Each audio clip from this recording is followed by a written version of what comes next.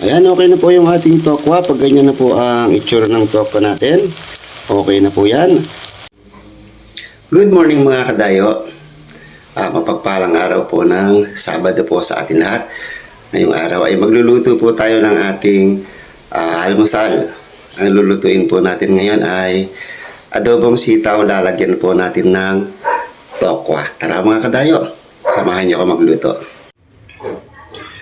Ayan mga kadayo, gigisa na po natin yung ating mga rekado, no? Itong recipe po natin ngayon ay napakadali lang pong lutuin. Mamaya-maya lang po ay okay na po ito. Dito na rin po tayo kanina nagprito ng ating tokwa, no? Ngayon dito na rin tayo maggigisa ng ating mga rekado. Ilalagay na natin ng ating bawang. Mabilis lang lutuin to mga kadayo. Ngayon, isusunod ko po yung ating sibuyas. Puti na sibuyas po ang gagamitin natin dito. Ayan, puting sibuyas. Tigisa lang po natin.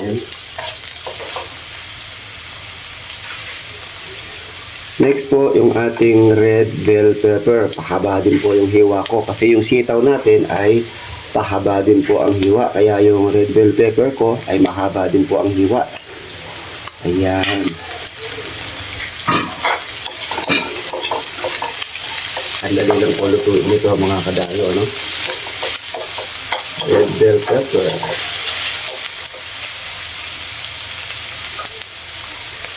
Next po natin ay 3 pirasong kamatis po.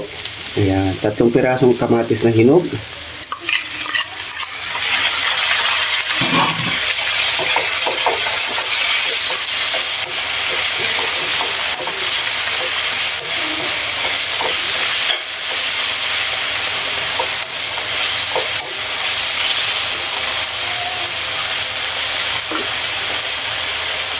Lalagyan po natin ng durog na paminta. Ayan. Tahin-tahin na lang po natin yung ating ilalagay na durog na paminta, no? Halo-halo po natin.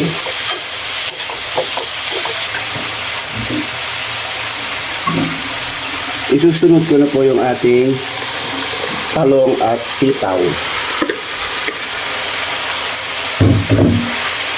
Yung talong po na nilagay natin mga kadayo is 2 pirasong talong lang po, no?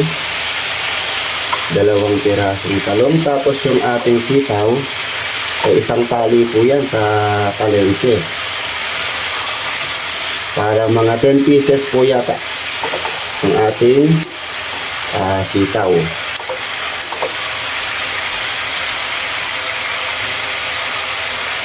Next po ilalagay natin oyster sauce.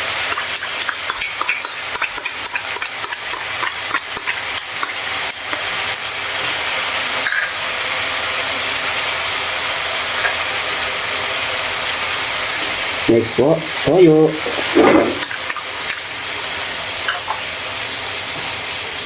Halo-halo lang po natin.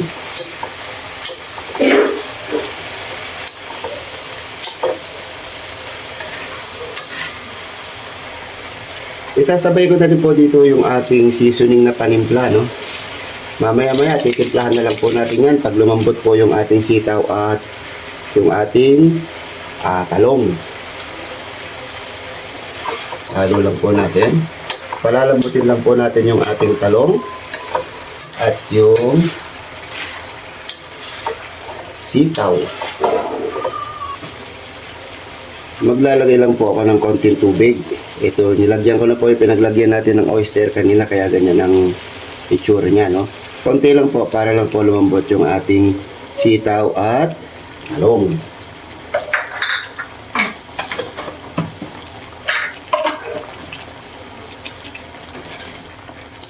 Haluin lang po natin. At mamaya-maya, titimplahan po natin to.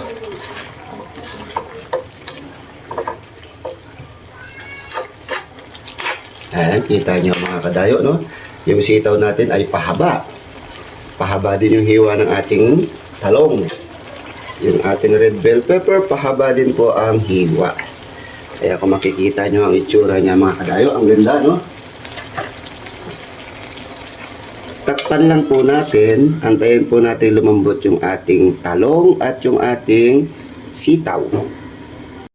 Sa puntong to, nailagay ko na po ang tokwa natin. Takpan lang po muna natin at mamaya-maya po ay okay na po itong ating ulam. Ayan, okay na po yung ating ulam. Luto na po siya. Sana'y nagustuhan niyo po itong aking nilutong ulam po natin ngayon. Ayan, magandang umaga po sa inyong lahat mga kadayo. Maraming salamat po sa inyong panunod. Hanggang sa muling video po natin. God bless po. Kaya ingat po kayo palagi. Wow, ang sarap naman ng aking luto, no? Ayan, good morning. Kain na po tayo.